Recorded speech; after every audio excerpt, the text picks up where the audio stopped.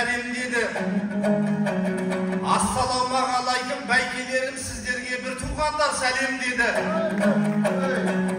Жер бетінде неше мың шайырлер бар, карталарды қарасақ әр елдегі. Ош шәрінің орны бөлек, бірақ атағы шекарадан әр өрледі. Себебі 3000 жылдық тарихы бар. Археологтар осылай дәлелдеді.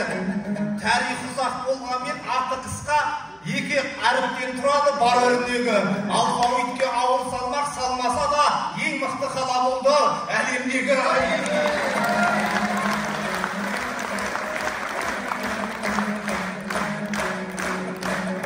Оштың елі ежелден ақылман ел, сөзімен молдан яз ақын дәлел. Ерте тұрып ерінбей еңбек етіп, пақтасын Памирден де асырған ел.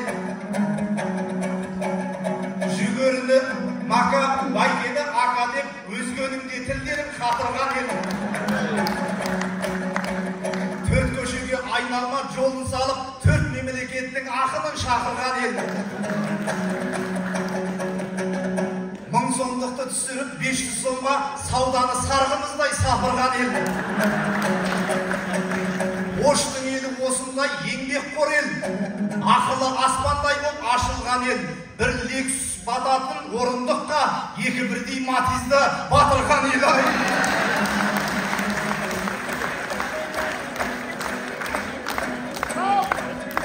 Ай қасыма изаттайын ақын кебет, Хазіреттей құрдасқа жақын кебет.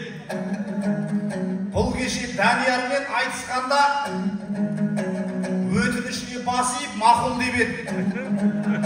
Қазақтың жігіттеріне жар болатын Айғызбен тағы бір қызды шақыр деп еді. Сол сөзді естіп бізден үміттеніп келіп қалдық, қозғалып басымдағы шатыр келеді. Өзінің басы бос болмаған соң орнына қыз таратып жатыр деп еді.